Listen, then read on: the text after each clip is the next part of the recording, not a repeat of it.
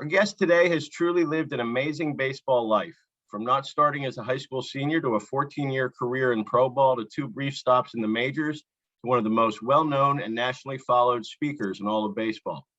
Currently a pro scout for the Oakland A's and his longtime friend Billy Beane, and still spreading a message of confidence to players across the country. Of course, we're talking about Mr. Quality at Bats, Steve Springer. What happens when you mix a career that's one half Rudy and one half Crash Davis? Find out on this episode of the Jersey Baseball Show.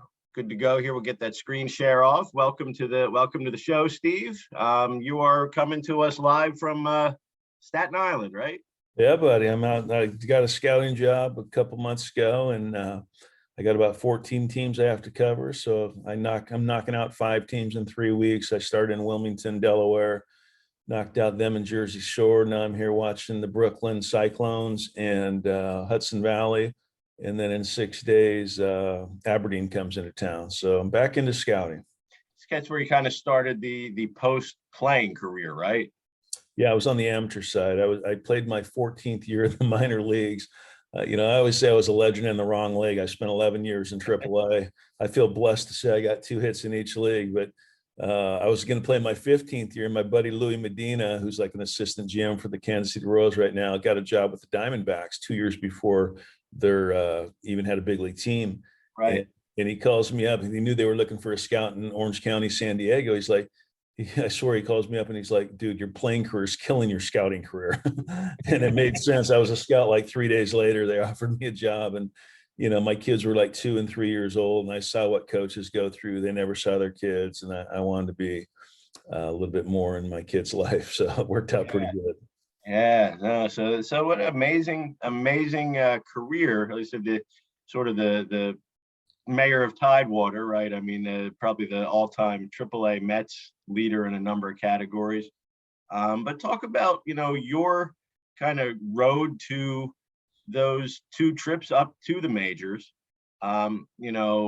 because it wasn't the traditional what our guys who are watching this would picture, somebody's a all-star in high school, hot shot, top draft pick out of college, goes to the majors. Explain to us your journey and how it really sort of led to your philosophy and some of your what you want to get out to everybody that you come across. Well, I believe everybody's got a story, and I love my story. I mean, I was a late bloomer when I was young, and I was a late bloomer once I got into the pro baseball scene, because I was that guy. When I was 9, 10, 11, 12, I was in the majors. I was an all-star when I was 11, 12. I did not grow an inch from the time I was 12 to 15 going on a bigger field. So things slowed down for me. Guys started passing me. They were growing. That's when everybody's growing like twice as fast as everybody else, right? Those are like except for me. Yeah. For me. And, everybody's like, when I start my speeches, usually, I tell them I played in 1,591 minor league games, and I had 1,592 hits. I was really glad to see that. I had 2 hits in each league in the big leagues. Doesn't sound that great until I tell you what I was when I started, Yeah. And that was my 9 to 12. I was a stud, but when I went into high school, I was 4'11", 90 pounds. I was the smallest kid in the school. I made the team because my brother was the star of the team. I got 3 at-bats. I coached first base the whole year. My sophomore year, all my buddies went up to JV and varsity, and I stayed on soft frost, but I got to play some. I would rather play at a lower level than sit the bench at a higher level. My junior year, all my buddies are on varsity, and I was on JV, but I got to play some more. So my senior year, Mike, I was 5'8", 140 pounds. So I grew 9 inches in high school. I went from tiny to small. I was still the smallest, senior, but I'm going to show them I could play. I didn't have anybody ahead of me. But I had a guy behind me named Bob Grandstaff that went to Arizona State and got drafted by the Padres, who stole my job. So I was a senior in high school, and I coached first base. I never started. And where I'm from, I got 50 colleges within 50 miles of me. And I did not get one phone call to come play for. My brother, who was a stud, went to Golden West Junior College. He was all state. I'm thinking the coach knows I'm coming there. He didn't have to call me because he didn't. And I went out for the team, and I got cut. Which is baffling how bad this coach thought I sucked. My brother's the best player on the team, and I got cut. So very devastating. I got a job at Disneyland working on the canoes. I was on the softball team, which my uncle was a supervisor. So I'm still playing a little bit, I guess, but at softball. And about 3 days later, my brother came home with the uniform because three guys quit. So I was 19 years old, freshman in college. I got three at bats the whole year, coach first base again, and I ended up playing in the big leagues. So when I go speak, I want to instill in kids you're not too small. Get good grades, and there's what's Altuve 6'5". I mean, this guy's 5'6" with a good pair of cleats on. It's not about being tall. It's about being a baseball player. It's about having body strength. And working on those canoes for 2 years, I got some body strength because those things aren't on track. I credit them for half my career, Disneyland, because I got stronger. And then fortunately I grew 4 inches when I was 20. And I don't think I need to grow 4 inches. I need to get stronger. It's not that it's great if you're taller and stronger, I guess, but I'm really convinced that I didn't need to get taller, I need to get stronger. But I got them both, and I went from a second string second baseman to an all-conference shortstop in 1 year. 1 year, yeah. Yeah, we're getting recruited by everybody. Had a full ride to Long Beach State, UC Irvine, UCLA. My best friend Rich Amaral is going there, who spent 9 years in the big leagues and didn't get there until he was 28 years old. You talk about grinding. Yeah. And my dad's favorite school is UCLA. I'm going to UCLA full ride. And it was the greatest 5 days of my life until I looked at my transcripts. I was a dummy. I hated school. So kids out there, get good grades. Let your ability dictate where you're going to go to school, not your grades. I had a full ride to UCLA and I couldn't get in, shortstop. I ended up going to University of Utah. I don't know how I got in there. I think I had to take a correspondence course that I never passed. I went there as a shortstop, and the weather was a little bit different than California. I hurt my arm. So I DH'd the whole year. And then, this is the best thing about baseball, whether you're in travel ball, high school, college, if you're lucky enough to play pro baseball, you're evaluated every single day that you play by somebody. And we had 50 scouts in the stands to see Rick Aguilera, Wally Jordan, and Corey Snyder, all 15-year big leaguers. And I went 5 for 5 with a bomb, 2 doubles, and 5 RBIs that day.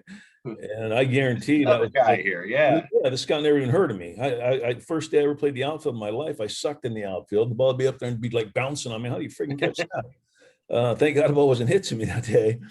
And I got drafted by the New York Mets in the 20th round. And it's mind blowing. I've been in pro baseball for almost 40 years now because of that one game. Yeah, you never know. And I think that just, some of the things that you like to talk about is having that approach every day, and, just never knowing when it's your time. You got to be ready every day and be confident, right? I mean, it's all about that. We're gonna compete in every game that we play. If we're not, because we're in the game, we have to compete. But if we're not competing with 100% confidence, then something's wrong mentally. And it's usually yesterday beat me up today. I went 0 for 4 yesterday. Now I'm 0 for 2 today. In my mind, I'm 0 for 6. I'm letting yesterday's bad game play today.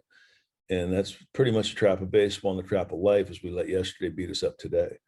And it's like I said, that took me that long. I was told my whole life, you ain't playing in high school. You're not going to play in college. You're not going to play in pro baseball.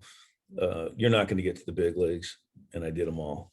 And this is what I feel my baseball life is, the baseball version of Rudy, mixed in with some Crash Davis, like you said, because even though I got signed, it still took me 9 years to get to the big leagues, to get those 2 hits in each league.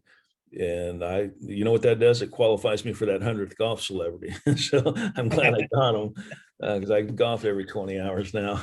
Right. That's right. You get old timers days you qualified for if you want now, right? It's no, I can't. Yeah, I'm sure they want me there. Once my movie goes, they're going to want me there. But, right.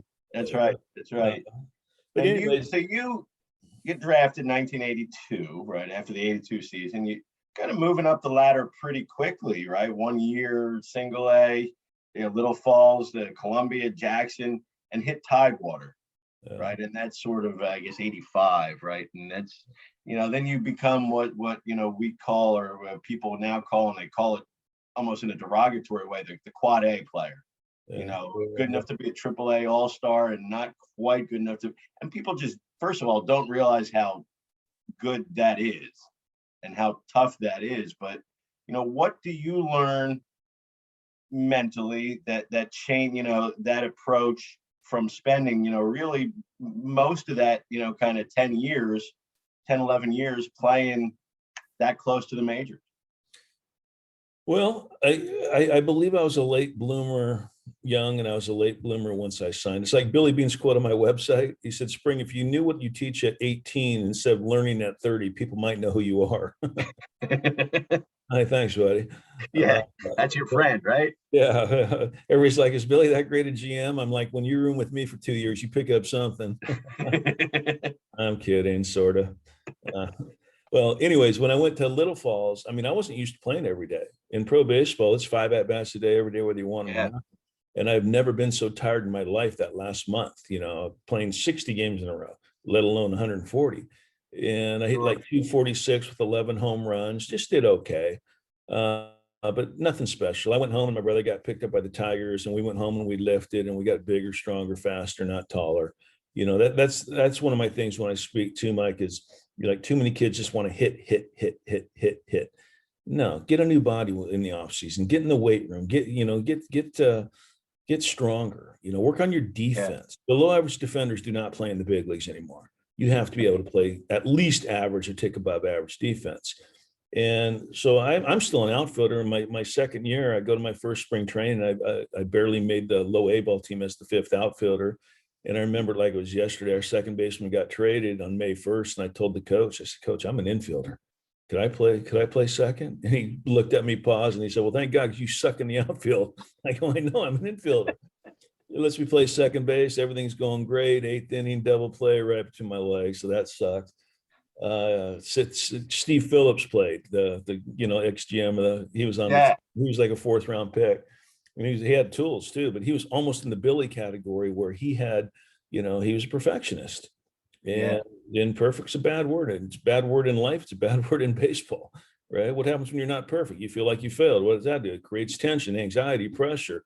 And, you got to cut yourself some slack. And this is not a game for perfectionists to play. That's for sure. How do you get labeled a great player when it's all said and done? You don't be perfect. You try to be good every day, and at the end of your career, always a great player. Yeah. Anyways, I got another opportunity about a week later, and everything was going really good. 8th inning, ground ball, double play, right between my legs again. But I got 4 hits that day. And anybody that knows, you have to hit to play. I ended up playing every single day the rest of the year. I ended up leading the league in hits.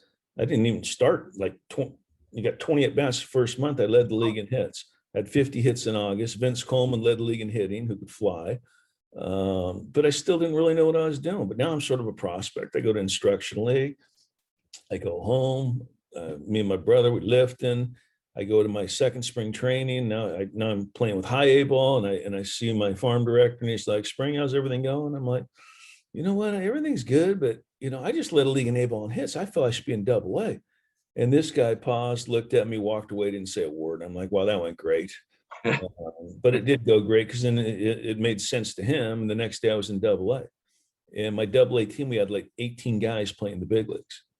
And Billy was on that team, and Lenny That's the Mets team that ends up being the core of the 86 team, probably, right? There were some players on there for sure. Yeah. They had Rick Aguilera on there, and Mark Carrion was on that team. Billy Dexter there for a while. Who? Lenny, me and Lenny and Billy roomed together. The next year I go to AAA. So we won it all that year in 84, AA. And then I went to AAA. So I got to AAA quick. Yeah.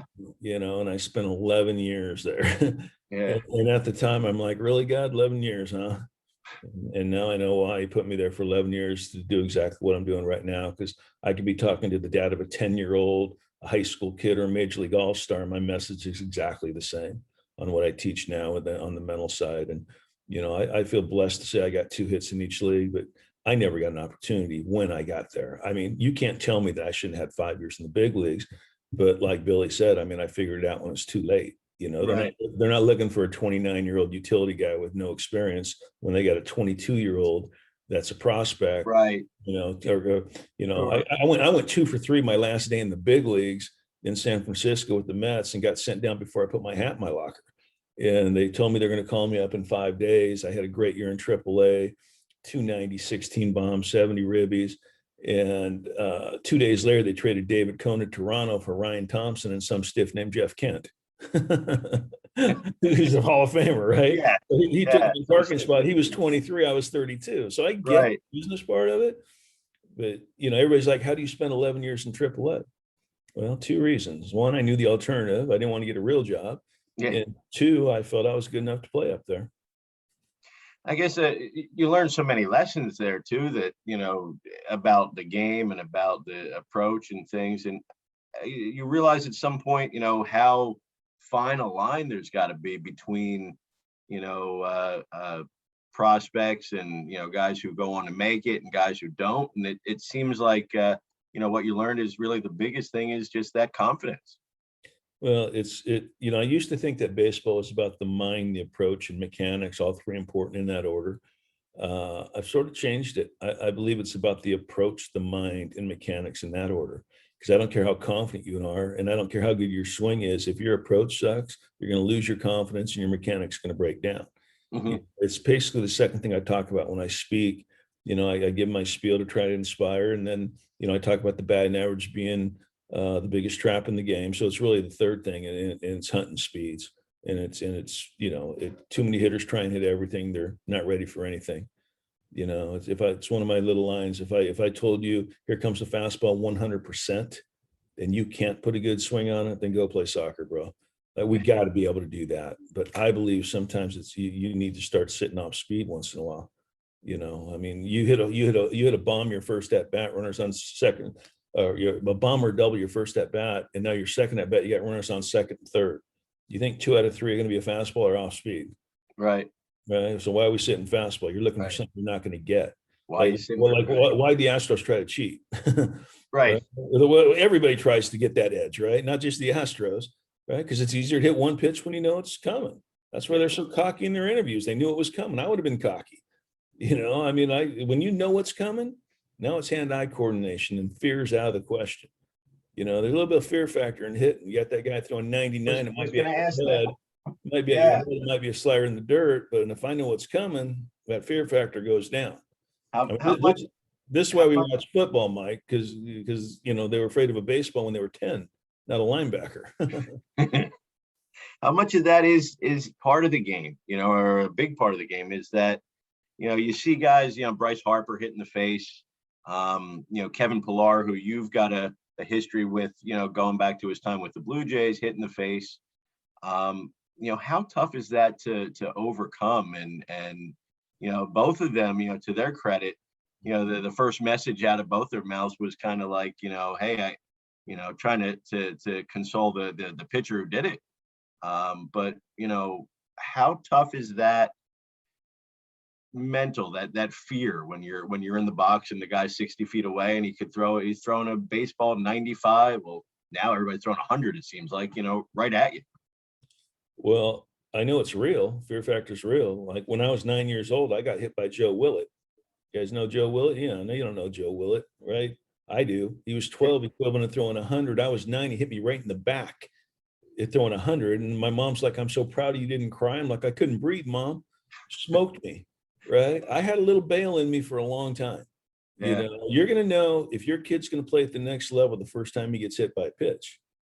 And I truly believe that. And nowadays, I mean, I don't know why they even make helmets without a chin guard anymore. If I got a kid that's playing, or if I was playing pro baseball right there, I guarantee I would have that little chin piece right there. Because that's really the only place that you could really get some big damage. Yeah, you could break a wrist or a hand bone, but when you start talking about the face and the Face. nose and lips, and I mean, no, I'm telling you, if they gave me a full-on face mask, I would have worn it. I probably would have been a better hitter because I would have been stayed in there longer, but it's just, it's real. It's hopefully Kevin's all right. Kevin was with the Blue Jays, but he had my stuff when he was 16 years old. And I know that because he set up a speaking engagement for me to talk to his college when he was in college. And he knows what I'm going to say before I say it. But this is Kevin Pillar signed for $1,000. Right? Everybody thinks you got to sign for a lot of money to play in the big leagues. No, you need to be a better competitor than you are a player. Yeah. You need to learn how to show up at the right player every single day, because every player's got 2 players in it. I got a confident Kevin Pillar who's a really good player, and I got a non-confident Kevin Pillar who sucks. Well, he doesn't play. how do we get the right guy playing is what I've been teaching for And, the last and everybody who's played the game knows that, right? It's, I mean, years. it's, Non-confident me sucks. yeah. And then, And confident me, it's, it's the difference between I bring in whatever you got, I'm going to hit it. well, for me, it's changing what you think success is. How do we get the right guy playing is what I teach. The more and more I learn and I talk to players and I did it, I touched it, I felt it. This has nothing to do with me getting 3 hits today. It has everything to do with me getting the right Steve Springer playing. It's 9 against 1, and we think we should get a hit every at bat. Yeah. So I'm in. If I'm a pitcher, I'm pissed off when you get a hit with those odds. But I believe that when we change what we think success is, you hit the ball hard, you win, right? It's like I talk about the batting average. I called it Satan 20 years ago. It's evil, but it's not going away. But you just want to get rid of it, right? Yeah. When you change what you think success is, you play every day like it's opening day. You play every day, and I don't give a crap mode about me. That's when you got the right guy playing. Augie Garrido said it's the greatest quote he's ever heard a coach say. And coming from him is my favorite compliment ever. 5-time national champ. God Yeah. bless him, passed away. But he That, said it's a brilliant statement because we all know what opening day feels like. I got no yesterday right. beating me up yet. And then it starts on day number 2 when I'm 0 for 4 the first day. Now I'm 0 for 2 the second day. And now in my mind, I'm 0 for 6. And I'm letting yesterday's bad game play today. Yep. And I can't get 4 hits this next time up to fix my batting average. But so why am I worrying about that? It's the past, right? I hit 3 missiles right on the screws, right at somebody. I beat the pitcher. The pitcher knows I beat him. Pitcher's mom knows I beat him. My batting average comes down like this. I think I failed, and now the wrong me starts playing. Right. And that's how it happens. So you get to the end of the career, start scouting. Where does speaking Steve Springer, throughout the country in front of groups, getting the talking, trying to spread this message to everybody who plays, and I know it's something you believe is that everybody should hear it, and I certainly believe that as well. Where does that part of your life how does that sort of happen? How does that originate? Where do you bring that into starting to play? Where does your philosophy come from? Well, I didn't come out of the womb with what I know. We talk baseball all the time. Clint Hurdle was one of my mentors. I basically stole quality at bats from him because he would write a little cue on the lineup card.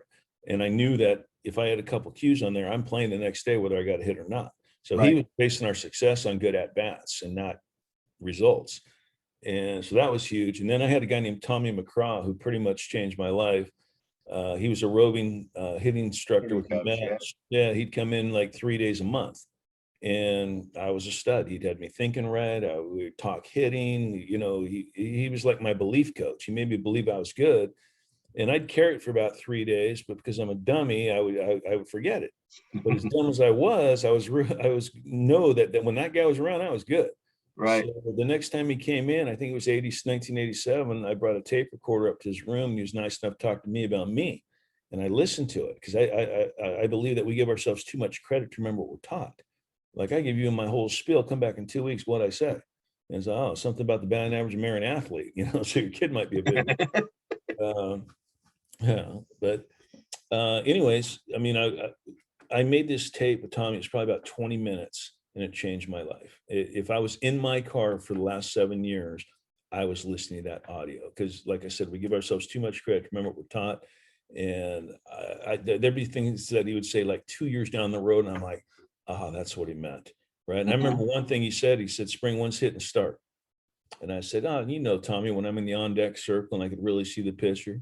And he said, spring hitting starts when you pick up the paper in the morning, see who's pitching. You start visualizing yourself hitting missiles off this guy because the mind doesn't know the body's not doing it. And I'm like, okay, well, I'm a couple steps behind then. And so I started doing it. It's like what I talk about to my hitters is you don't have 5 at-bats a day. You got 27 minimum. Watch every pitch that pitcher makes, right? He's the test. There's not going to be a chemistry test in the 4th inning, right? He is the test. Watch the pitcher, see what he's throwing, what he working that day. And anyway, so I listened to that and I believe that, I was MVP in my AAA team my last 4 to 6 years and never got a call up because I was too old. Too old, yeah.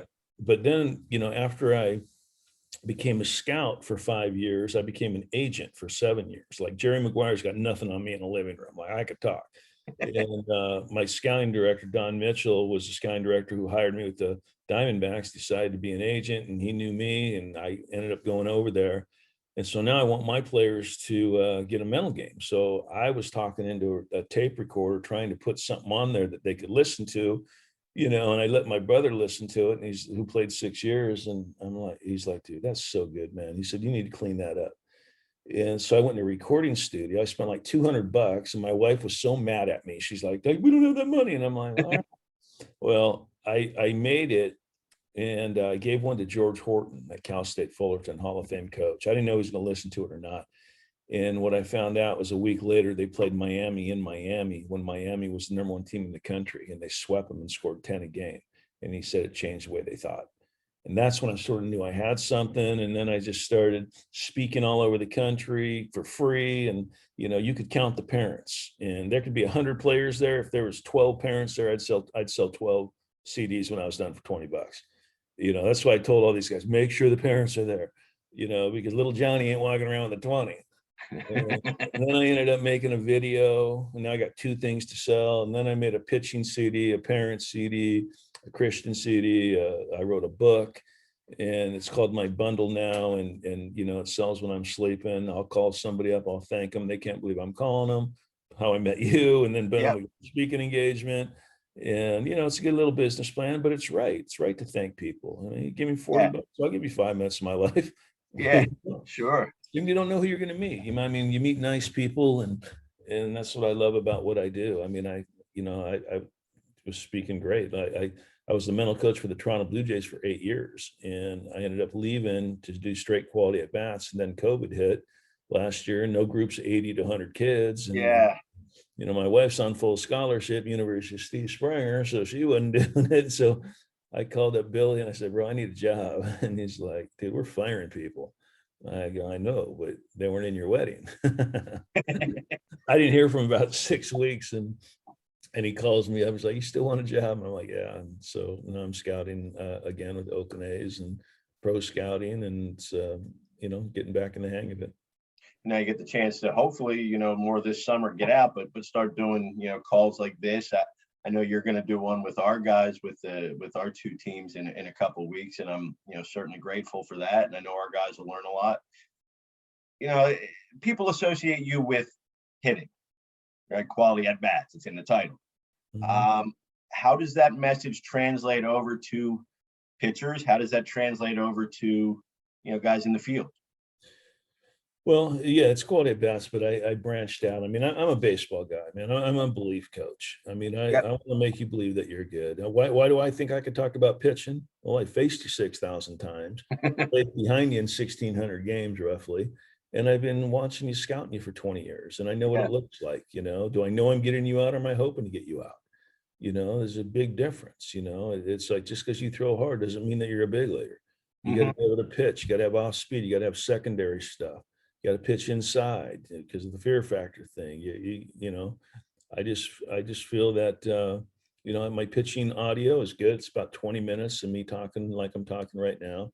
I talk about some defense too. If you're not at least a tick above average defender, stop dreaming about playing in the big leagues. It's not going to happen. We need to work on our defense. We need to, infielders, you need to be thinking 2 things. One, every single pitch is going to be a missile hit to me. So when it is, you're ready for it. And better yet, I want it to be a missile hit to me.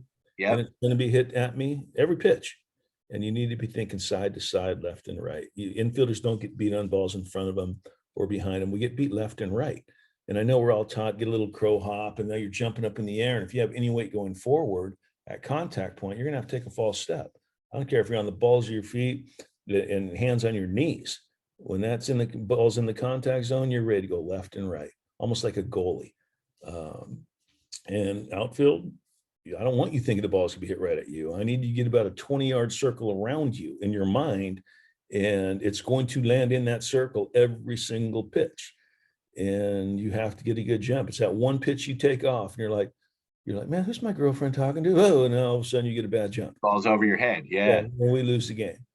Like, how come when you make a great play on defense, but you're 0 for 4, but you save 3 runs, that's not considered 1 for 5 with 3 RBIs? It's the exact same effect as a 3-run double. And this is why it's so valuable in today's game. Yeah. Well, why is Kevin Pillar going to be a 10-year big league? Right. Like, he was the second guy in his draft to get to the big leagues for signing for $1,000 because he was a better competitor than he was a player. But his first 3 call-ups, maybe he hit under 200. Why did he get the 4 shot? Because he's a cool close center fielder. I can name some kids that got a call up, went 1 for 12, but their defense was shaky and they never got back up there. Right. You got to be a baseball player. You got to be a good base runner. We're so caught into the showcase, era where, oh, what's his exit velocity? What's his pop time? What's his, no, and we're not teaching instincts, because if you don't have instincts to play this game, stop dreaming about playing in the big leagues. It's hard enough to play in the big leagues with instincts. If you don't have them, you ain't playing there. When I was scouting with the Diamondbacks, and I was a national guy, so I'd see the top 3 picks, but I voted on every 50-round player. So every scout came and talked about every one of their players, and I had to vote. I promise you, I asked them, how are his kids' instincts? If he fudged this much without saying good, I couldn't vote for him. Because like I said, it's hard enough playing the big leagues with instincts. If you don't have them, stop dreaming about playing in the big leagues. And it's like hunting speeds and getting a feel for what the pitcher has. When you guys are at home and you're watching a game on TV, stop watching it like you're a fan. Watch it like you're going to get in that bat, right? Start thinking, well, what's he going to throw here? I guarantee you, after the second inning, you're going to get way better. Like the 0-0 fastball is almost extinct in the big leagues. They're going to throw a little cutter, and 0-1 fastball, 1-1 fastball, 1-2 fastball, 2-1 off speed. And that's one of my things that people like, is too many guys, they look for something they want to hit rather than what they're going to get. Right. Like, how come we could all hit the breaking ball machine in the cage and it turns invisible during the game? Because we know it's coming in the cage. It's coming. Sure. That's the one data that I would want in analytics, is what's this guy throwing certain counts, odds. One of my favorite lines, and Trumbo said it's his favorite line, is too many hitters. It's like my blackjack analogy. There's too many hitters hit like they have 16 on them, 0-0.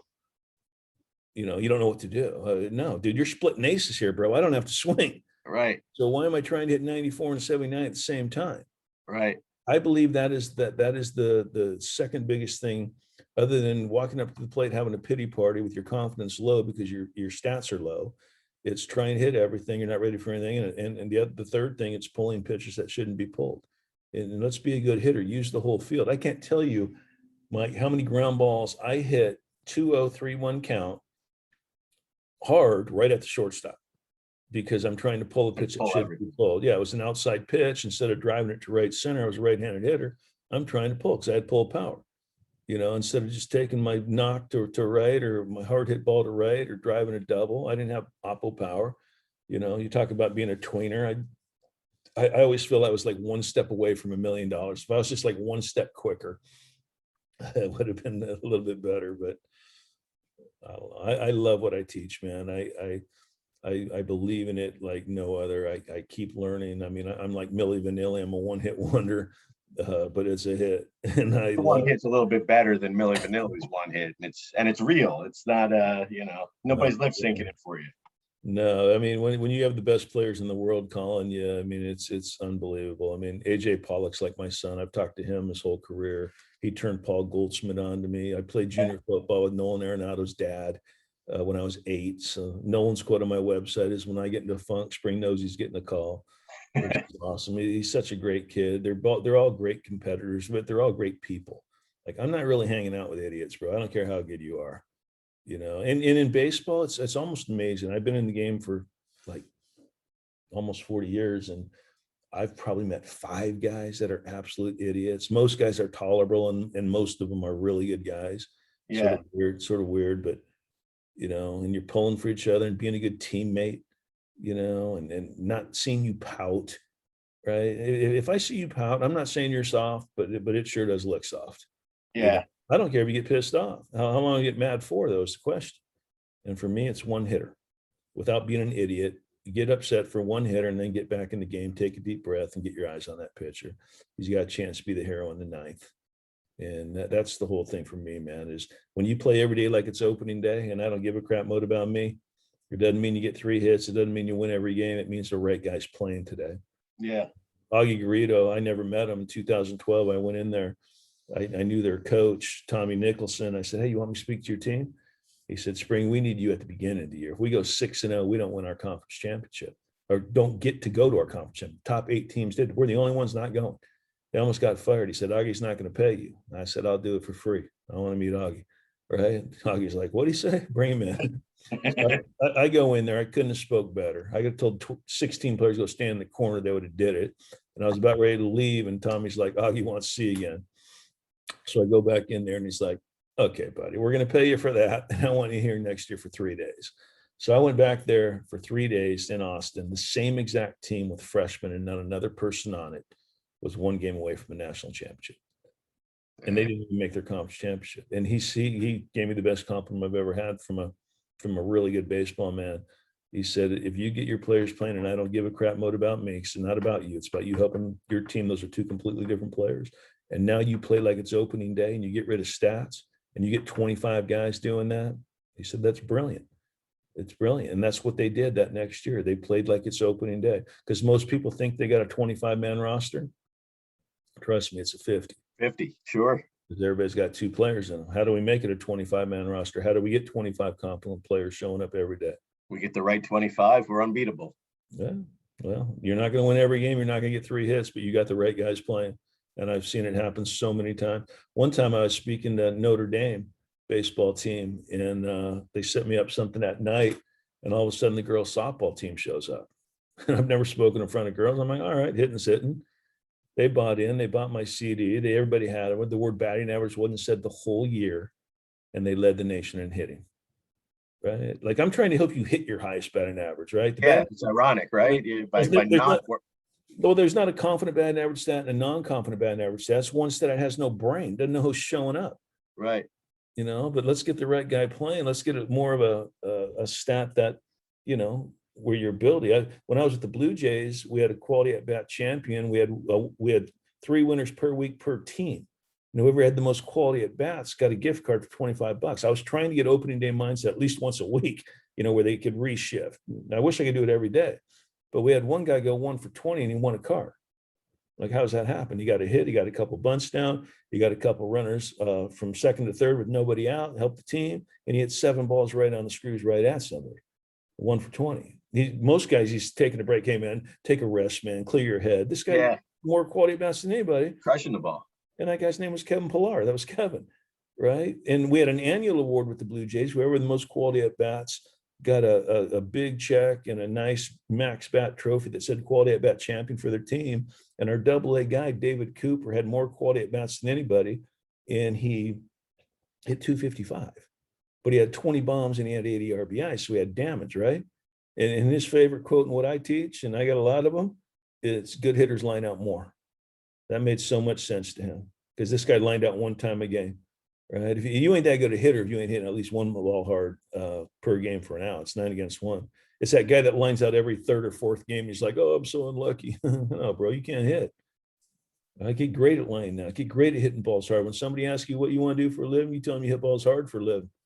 If you get a hit, it's a bonus. Change what you think success is to get the right guy playing. Yeah. No, it's great stuff. I mean, people talk about hitting coaches. You see yourself as a confidence coach, I'm sure, not one of those swing coaches, right? I mean, that probably has to drive you crazy, these swing gurus. Well, I'm a compete coach. I'm a belief coach. I'm going to make you believe that you're good. I'm going to try and get your mind right to play today. There's a lot of good coaches out there. There's some guys that aren't, but I don't really care about that. I worry about me. I'm never going to rag somebody to make me look good. I got an assistant, Mark Brooks, who could steal my identity. He's so good. And he knows, don't ever give me that much credit and don't ever dog anybody else to make me look good. I believe in what I teach like no other. Yeah. When I talk about the big names, I don't mean to boast. I'm not telling stories to impress people. I'm telling stories to impress upon them. Why can't this be me one day? Absolutely. Absolutely. That's got to be one of the big takeaways. Why can't it be me?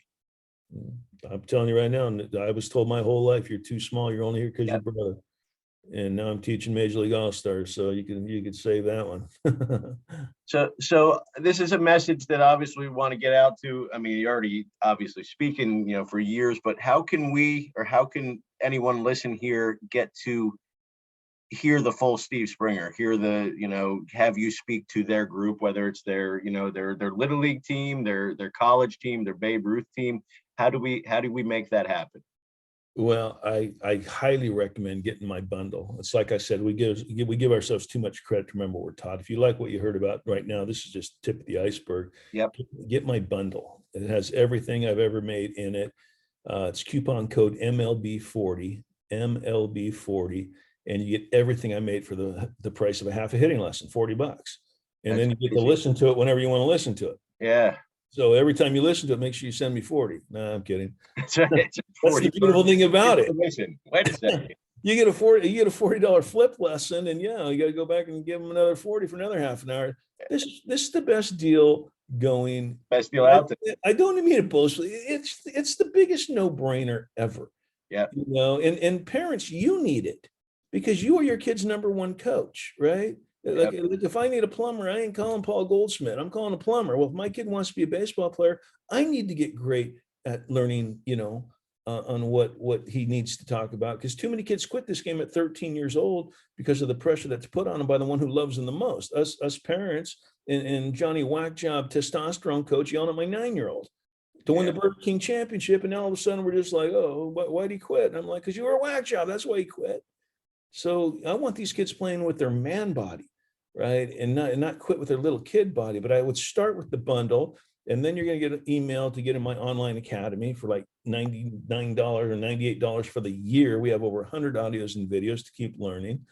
And then if, I got a mentoring program that's a tick expensive, but the kids that are doing it love it. And I love speaking. I love doing a Zoom with somebody or a live version. I'll hit with your kid. We'll make his own personal audio. I do that a lot.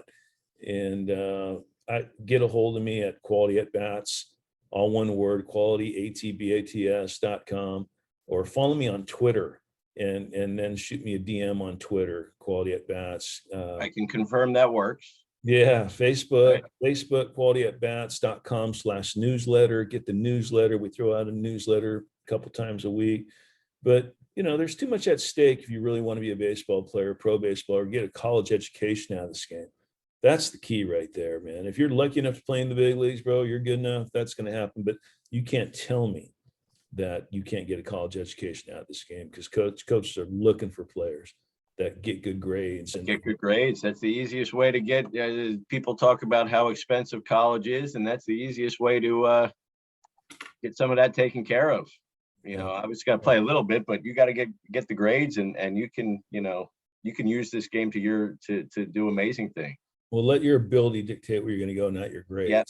I had a full ride at UCLA, and I couldn't get in. So, let's get good grades and work on your defense, get bigger, stronger, faster. And most kids, 99% of kids are going to be able to shrink 2 inches when they get their man body. It's not about being tall. It's about being a baseball player and a total baseball player.